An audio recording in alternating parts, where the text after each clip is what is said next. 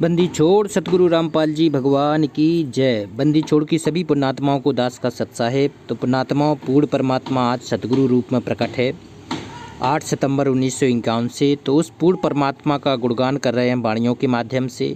कई वाणियों के माध्यम से परमात्मा सतगुरु का गुणगान हो चुका है।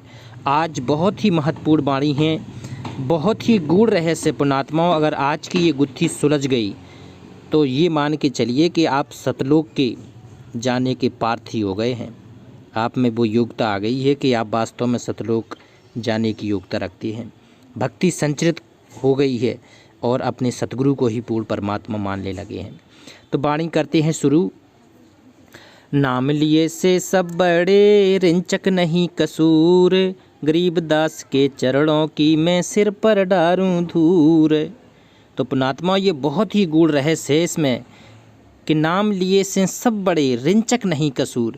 जो पूर्ण परमात्मा बंदी छोड़ का नाम सुमरन करता है ना, तो वो सबसे बड़ी पुण्यात्मा है उस बंदी छोड़ की। उसका रिंचक भी कसूर नहीं है, बिल्कुल भी कसूर नहीं है। तो नाम की महिमा इस कलयुग में बहुत ज़्यादा है। तुलसीदास ने भी कहा था, कल में केवल नाम आधारा और सुमर सुमर नर उतरे पारा। तो वो सुमर सुमर जो बात है वो सतनाम की जाप है कि जो भी श्वास उस श्वास में नाम जपे और वृथा श्वास मत खो, और ना जाने इस श्वास का फिर आवन हो कि ना हो। तो जो पूर्ण परमात्मा की सतभक्ति में सतनाम का जाप करता है बंदी छोड़ से लेके, तो वो बड़ा है। मालिक ने कहा भी है कि नाम उठत नाम बैठत और नाम सोबत जागबे, नाम खाते नाम पीते नाम से ती लागबे। तो जो नाम का जाप करता है, तो कहते हैं नाम लिए से सब बड़े और रिंचक नहीं कसूर। जो परमात्मा का नाम लेता है, किसी भी हालत में लेता है, फटे हाल हो, चाहे रंगबाज हो, चाहे बड़ा आदमी हो, चाहे करोड़पति हो, चाहे जैसी भी हालत परमात्मा ने दी है, अगर उस स्थिति में वो बंदी छोड़कर नाम सुमरन करता है तो उससे बड़ा कोई पृथ्वी पर बड़ा आदमी नहीं है। तो कहते हैं नाम लिए से सब बड़े, रिंचक नहीं कसूर, और गरीबदास के चरणों की मैं सिर पर डारूं धूर। तो ये देखो, ये वाणी पुण्यात्माओं गरीबदास जी महाराज की व्यक्तिगत वाणी नहीं है। जो साहिब का ग्रंथ है, ग्रंथ साहब है परमात्मा गरीबदास जी महाराज का, तो ये उसकी वाणी नहीं है। ये किसी प्रशंसक ने उस बंदी छोड़ उस समय जो प्रकट थे गरीबदास जी, उनकी प्रशंसा में लिखी है। तो जिसने ये वाणी लिखी है और जिसने गाई है वो पतिव्रता पद पर था।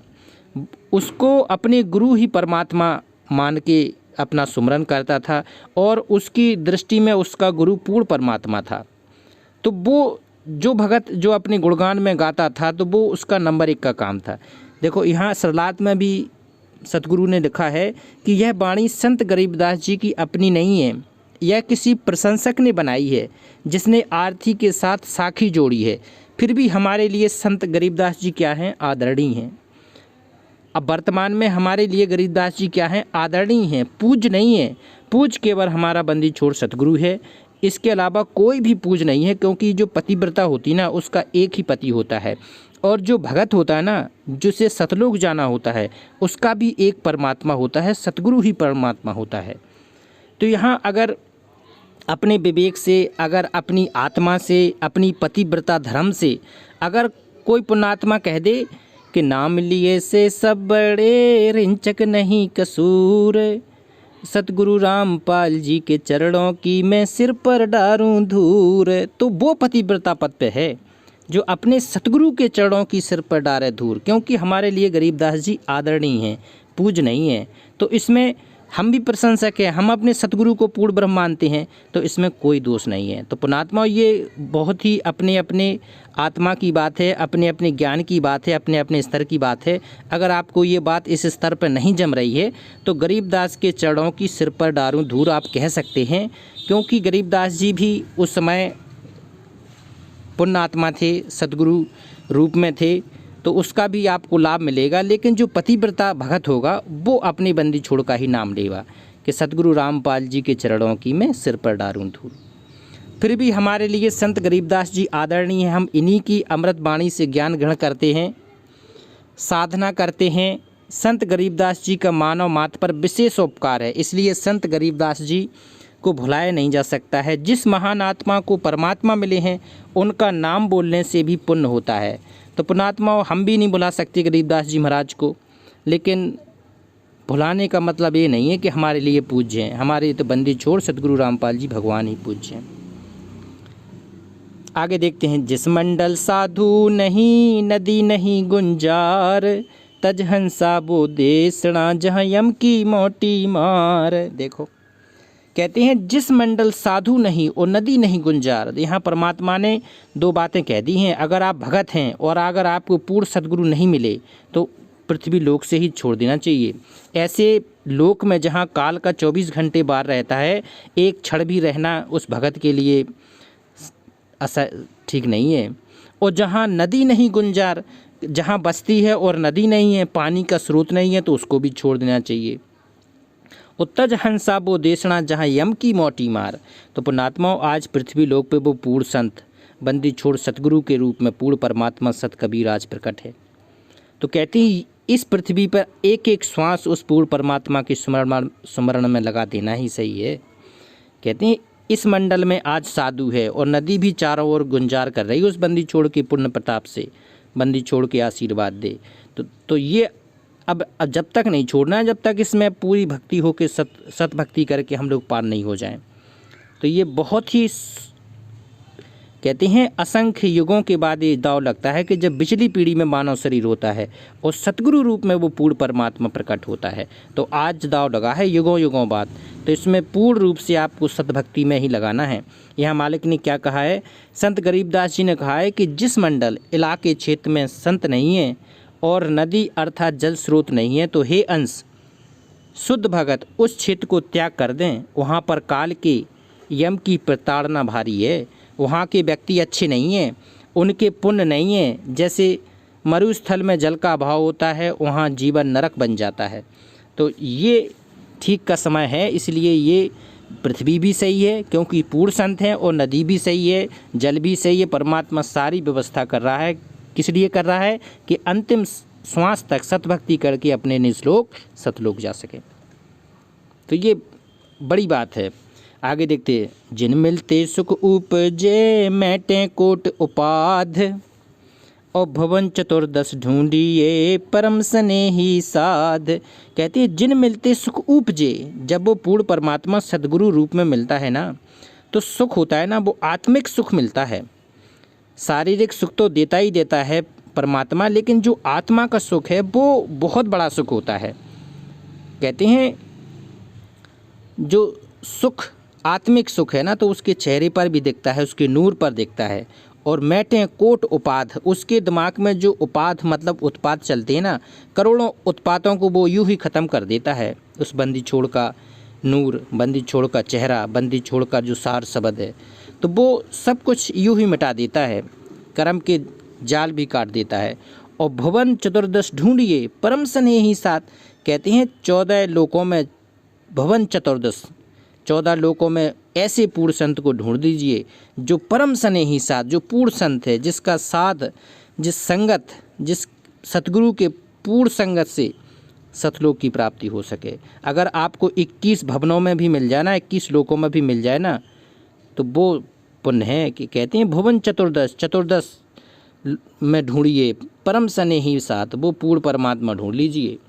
यहाँ संत गरीबदास ने हिदायत दी है कि जिनके दर्शन मात्र से आत्मा में खुशी उत्पन्न हो और मन के विकार समाप्त होते हैं, अर्थात जब तक हंस के पास कोई श्रद्धालु रहता है, तो यदि संत सच्चा होगा तो वह सद्विकार सुनाएगा, विचार सुनाएगा, जिससे मन में दोष उत्पन्न नहीं होते। जो अनेकों उपाद अर्थात उत्पादों का कारण होते हैं, वे समाप्त हो जाते हैं। यदि ऐसा महापुरुष 14 लोकों में कहीं भी हो, उसको खोज करो और मानव जीवन को धन्य बनाओ। तो पुण्यात्माओं, ये 14 लोकों में नहीं, आज पृथ्वी लोक में वो पूर्ण परमात्मा सतगुरु बंदी छोड़ रामपाल जी भगवान के स्वरूप में प्रकट है। तो पुण्यात्माओं, आओ और सद्भक्ति गढ़ करके अपना मोक्ष कराओ। मालिक का सत्संग दिन और रात सुनो, भजन दिन और रात करो। तो ऐसे परम स्नेही साथ, ऐसे पूर्ण परमात्मा अर्थात विशेष प्रिय संत की 14 भवन में भी खोज कर लो तो बहुत लाभदायक होगा। तो यहाँ मालिक ने सब कुछ क्लियर करके ही बता दिया। कैसे? करी बंदी छोड़ दयाले जी, तुम लग हमरी दौड़, जैसे काग जहाज का सूझत और न ठोर। तो यहाँ स्पष्ट कर दिया कि हे बंदी छोड़ पूर्ण परमात्मा कबीर साहब, हे सतपुरुष, हे बंदी छोड़ रामपाल जी भगवान, एक ही हैं आप। तो बंदी छोड़ दयाल जी तुम लग हमरी दौड़, केवल हमारी बंदी छोड़ आप तक ही दौड़ है, आप ही हमारी मंजिल है, आपके अलावा हमें कोई अब दिखता नहीं है, कोई सूझता नहीं है किसी का। हमें ना तो संग अच्छा लगता है, ना किसी के विचार अच्छे लगते हैं, ना किसी की हमें पूजा अच्छी लगती है, ना किसी की आराधना अच्छी लगती है। हमारी मंजिल भी स्टार्ट आप ही हैं और अंत भी आप ही हैं। तो कहते हैं बंदी छोड़ दयाल जी तुम लग हमरी दौड़, जैसे काग जहाज का सूझत और न ठोल। जैसे जहाज के बीच में अगर काग उड़ा दिया जाता है ना, तो चारों तरफ भटक के आ जाता है और आएगा, ठहरेगा कहाँ पर, आसरा कहाँ लेगा, उसी जहाज में, क्योंकि चारों तरफ पानी ही पानी होता है। तो इसी प्रकार हे बंदी छोड़ सतगुरु रामपाल जी भगवान, हमारे तरफ भी चारों तरफ अंधेरा ही अंधेरा है, हमें भी किसी का सहारा नहीं है। तो हे परमात्मा अंतिम श्वास तक मालिक दया बनाए रखना।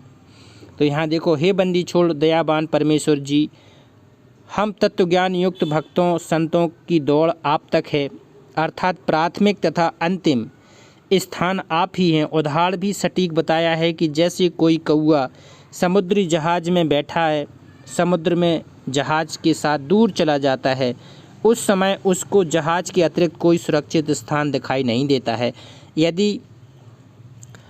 यदि उसको उड़ा भी दिया जाए तो वह फिर उसी जहाज में ऊपर बैठता है। इसी प्रकार तत्वज्ञान प्राप्त साधक को अपने परमेश्वर कबीर जी तथा तत्ववर्षी गुरु जी के अतिरिक्त कोई संत, सत्संग तथा प्रभु दिखाई नहीं देता, जो जन्म मरण के चक्र तथा काल के जाल से रक्षा कर सके। इसलिए वाणी में भगत अपनी सच्चाई व्यक्त करते हुए कह रहा है, हे बंदी छोड़ मेरी दौड़ तो केवल आप परमेश्वर तक ही है। बंदी छोड़ का अर्थ है बंध, यानी कर्म के बंधनों के कारण काल के लोक में फंसकर जीव अनेकों प्रकार के प्राणियों के शरीरों में कष्ट भोगने के लिए विवश हैं, उससे छुड़ाने वाले। कहते अमर करूं सतलोक पठाऊं और तातें बंदी छोड़ कराऊं, अमर करूं और सतलोक पठाऊं और तातें बंदी छोड़ कहाऊं। तो आज पूर्ण परमात्मा सतगुरु रूप में प्रकट हैं, ये अमर भी करेंगे और सतलोक भी पठाएंगे, इसलिए ये क्या हैं, बंदी छोड़। तो परमेश्वर कबीर जी ने अपनी समर्थता बताई है, काल के बंद कारागार से अपने भक्तों को छुड़ाकर अमर करता हूँ, अर्थात पूर्ण मोक्ष प्रदान करके उसको सतलोक भेज देता हूँ।